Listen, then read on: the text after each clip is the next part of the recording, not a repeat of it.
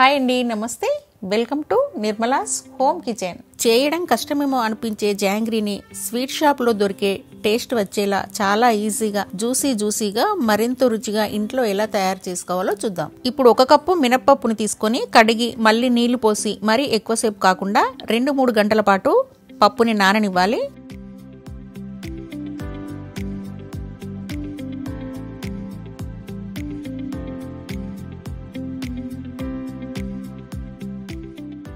తరువాత పాకం కోసం మినపప్పుని కొలిచిన కప్పుతోనే 2 కప్పుల పంచదారని తీసుకొని పంచదార మునిగేంత వరకు 1 కప్పు నీళ్లు పోసి స్టవ్ మీద పెట్టి మంటని మీడియం ఫ్లేమ్ మీద ఉంచి కలుపుతూ ఉండాలి.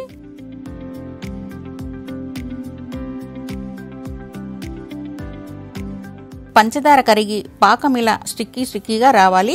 పాకం సరిగ్గా రాకపోతే జాంగ్రీ పాకంలో వేసినప్పుడు మెత్తగా నానిపోతాయి. మరీ ఎక్కువసేపు ఉడికించిన జాంగ్రీ పాకాన్ని ఎక్కువగా పీల్చుకోదు కాబట్టి ఇలా ఉన్నప్పుడే 1 స్పూన్ ఇలాచీ పౌడర్ ని వేసి మూత పెట్టి స్టవ్ ఆఫ్ చేసుకోవాలి. ఇప్పుడు మిక్సీ జార్లో నానిన మినపప్పుని కొద్దిగా వేసుకుంటూ కొద్దిగా నీళ్లు వేసుకుంటూ మెత్తగా మినపగారెల పిండిలాగా గ్రైండ్ చేసుకోవాలి.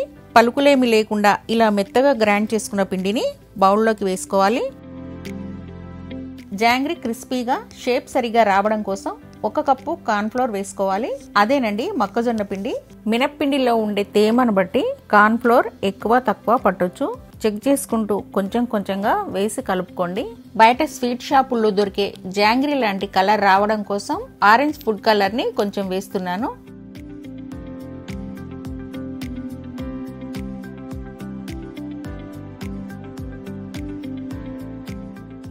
పాల ప్యాకెట్ కవర్ని కానీ లేదా పెరుగు ప్యాకెట్ కవర్ని కానీ తీసుకొని నీట్గా కడిగి మనకి జాంగ్రీకి కావలసిన సైజును బట్టి కవర్ని కట్ చేసుకోవాలి.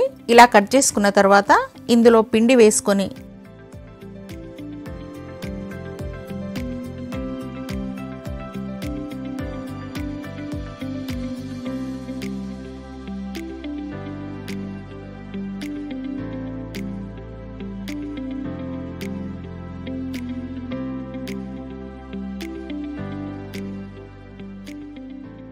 స్టవ్ మీద కడాయిని పెట్టి నూనె వేసి నూనె కొంచెం వేడి అయ్యాక జాంగ్రీలని వేసుకోవాలి. మనకి ఎంత సైజ్ జాంగ్రీలు కావాలి అనుకుంటే అంత సైజ్ జాంగ్రీలని వేసుకోవచ్చు. ఫస్ట్ ఇలా రౌండ్ గా 2 సార్లు తిప్పాక ఆ తర్వాత ఇలా చిన్న బిళ్ళలు వచ్చేట్టుగా తిప్పుతూ పోతే జాంగ్రీ షేప్ అనేది కరెక్ట్ గా వస్తుంది.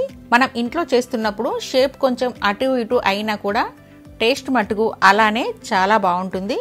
2 వైపులా కూడా చక్కగా ఫ్రై చేసి